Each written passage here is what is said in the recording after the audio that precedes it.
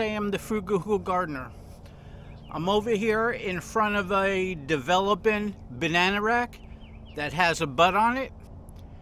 And in this video, we're going to go ahead and discuss the pros and cons of removing the banana flower or banana bud once the rack develops. Those are the female blossoms that turn into bananas, and then male blossoms start developing down below that. And this is a controversial subject, and I've tackled a few controversial subjects before, and it's touchy because people have a belief and they're set in their ways. And I know this. However, this needs to be addressed. Okay, now I'm making another video on this topic because of a discussion that came up from my last video on our banana groups group.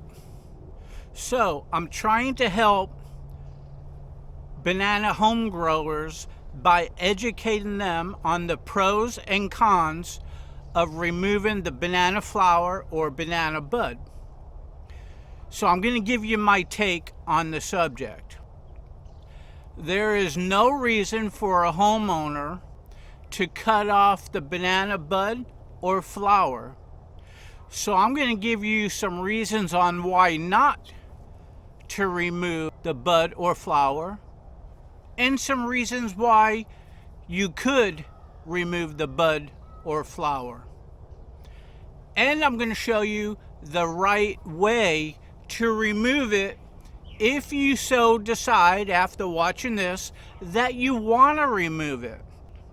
But first, let me go around and show you the difference between a banana flower or banana bud that's bearing fruit with banana fingers and blossoms on the end of it. And then I'm going to show you after the fruit develops that there's male blossoms that have a flower. Then I'm going to show you that there's male blossoms that continue to come out of the bud, the petals that open up. And those male blossoms have a flower at the end, and that flower has nectar in it that feeds the pollinators. So we're going to go ahead and tackle that. But let me walk around and show you first the differences between both of them, and then we'll continue with the pros and cons. Okay, so this here is a new bud that's just now coming out. It's really large. And when the petals open up, you're going to go ahead and have some banana blossoms. They're going to be female blossoms.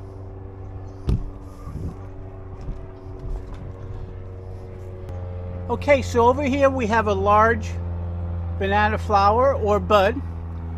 You have the petals that opened up, and you have female blossoms that came out on the end of bananas.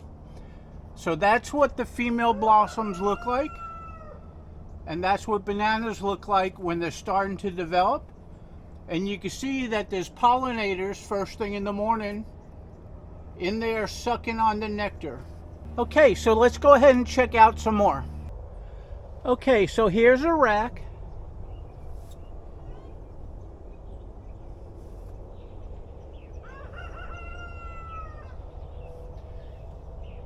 Where you can see the bananas already developed. Of course, they got to get wider and bigger. They're square.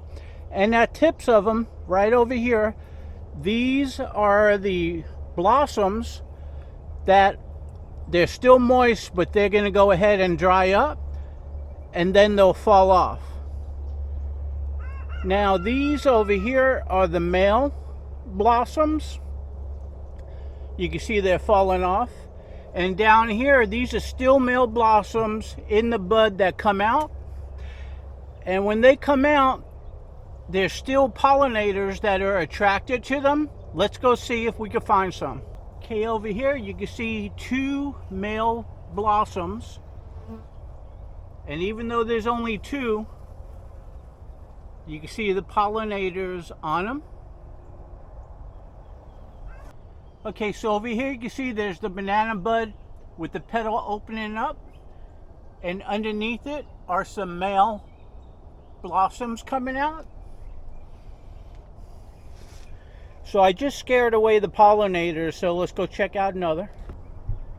So here's a bud with some male blossoms, and it has some pollinators on the blossoms.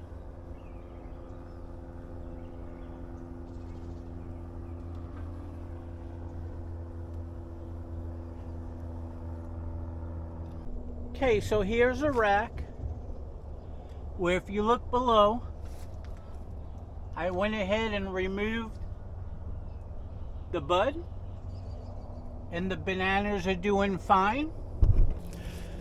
Now, although I removed the bud, this rack at the moment is doing fine, and I feel it's safe because the member online, he removed the bud, and within 10 days, this here, the rack, all shriveled up. It withered away, browned to nothing. He lost the whole rack. Okay, so the point that I'm trying to make is that there's pros and cons on removing the flower or the bud once the banana rack formed, and then once the male flowers start to blossom. One of the reasons why I recommend not removing it is sometimes it does and sometimes it does not. Meaning, sometimes the rack will do fine and sometimes it will wither away and dry up, and you just lost a whole year's growth to get this one rack to start forming. So that's a risk versus a reward. That's what I say, the pros and the cons. Now, as a homeowner, not a commercial person, but as a homeowner, there is no reason why you need to remove the blossom.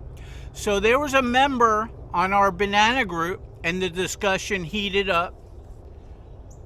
His rack withered away and dried up, and we got to the bottom of it.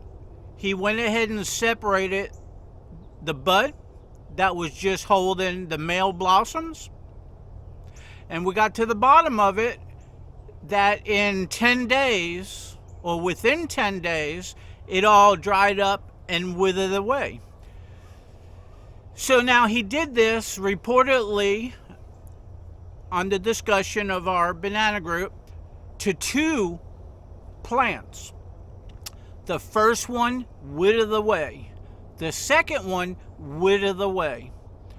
So he lost 2 racks on 2 separate plants, which says when he cut it off, possibly it got contaminated from the cut, and that contamination went up into the fruit and had an effect on it. So really, as a homeowner, why even remove it if you don't have to? So the other thing is, why not to remove it, is better rack health. There's no chance of it withering away. It helps support the pollinators. And in the US, we have a bee population that's being hurt right now. So if you can leave blossoms on, at least when I do, I feel like I'm helping our bee population or the pollinators. There's some really good nectar in there. If you ever put your finger there, like right here, whoop, I just missed it. There it is. And do that. See if here's another one. Right here, some nectar. It's so sweet. It's just like sugar, maybe better than sugar. It's reported that it saves energy and saves energy back into the plant. But that may be a myth. I mean, how does one know if it sends energy back by cutting it off? Okay, so Someone on our forum posted a little screenshot of a post by a university that says by leaving the bud on, it helps the growth of the fingers being just a little bit longer. Well, I don't have to agree with all studies, because before this is even formed, when the stalk is getting ready to come out, and then your flag leaf comes out, then your blossom comes out, and the fruit are already in there, I'm thinking the plant in its mind, in its instinct, already knows how big the rack is going to be, how many fingers and hands are going to be on it, and the size, because it's already in the bud once it's coming out. So once it's out, other than fertilizing your banana plant so it gets nutrients in there, I don't see how it could send energy back up. Maybe it does, maybe it doesn't. However, you have a rack. Why chance it by cutting it and have it wither away? That's my take on that. Now, there are some reasons where you would want to remove it. One is if you're growing the banana plant, so it could have a rack and it could have a banana flower, and you want to cut off that flower so you could go ahead and eat the blossoms that are in the male bud. Now, inside here are blossoms. The blossoms have nectar. There's a way to prepare it, and there's a way to prepare the petals that come off. Now, for that, you'll have to look online and look at recipes. That's not my thing. You could cut it off and feed it to your chickens. My chickens love them, but I don't cut it off just to feed them. When I cut one off, I don't waste it. I give it to them. Now, if this blossom was to go ahead and get real low and be close to the ground, you may want to cut it off so rodents don't climb up it and eat your bananas, even though they could jump up, If the blossom is in your way on your path, or for your car to come in your driveway or your walkway, you could go ahead and cut it. I mean, it's in your way. I'm in Florida. When there's a hurricane coming, I'll go ahead and cut some off, feed them to my chickens, because that does have wind drag and help shake and pull the plant in gale force winds. Now, with that said, if you still want to remove the banana bud, anyways, after all of this, make sure that you sterilize the blade that you're going to cut the stalk with to remove the blossom. That way, there's very little or minute chance of an infection getting up into the rack and have it wither away. And then afterwards, put some copper fungicide in a little spray bottle and give it a little spray. That will keep any fungus from forming and getting up in there. Now, I have searched and looked many times for a scientific study online that says by leaving the bud on a banana plant, it has no effect on the fruit developing, but removing the bud could cause the rack to wither away. So I have not found a study like that. But like I said, there was somebody that posted something which says leave it on. And I also went ahead and researched what some banana growers did a test, like in Africa or another country, because they want their crop to be perfect, commercial growers. And that study basically said there's no reason to cut off the male blossom unless you're going to go ahead and utilize it for food. because there's no real substantial impact on the development of fruit. So why go ahead and cut it and lose your rack when there's really no substantial impact on the developing fruit, unless you're going to eat it or the other reasons that I had mentioned. So I know by posting the last video and this video it's controversial, but hey, it's a good discussion. Everybody needs to talk about it, pros and cons, and when you do discuss it, even though you're set in your ways, remember, other people have different opinions, and if you want to cut all yours off, that's fine. Just note that it could someday happen, as it happened to others, as it happened to one of our members that just recently posted two of his plants, two of his racks withered away, and we have photos of it, and I did a post about it, and it's on our banana group right now, as this one will be. So hey, this is Sam the Frugal Hooga Gardener. If you enjoyed my little controversial video of should you or should you not, the pros and cons of removing a banana flower or bud, give me a like, give me a share, and definitely you have to click on the link under the description and come on over to our Facebook Banana Lovers group.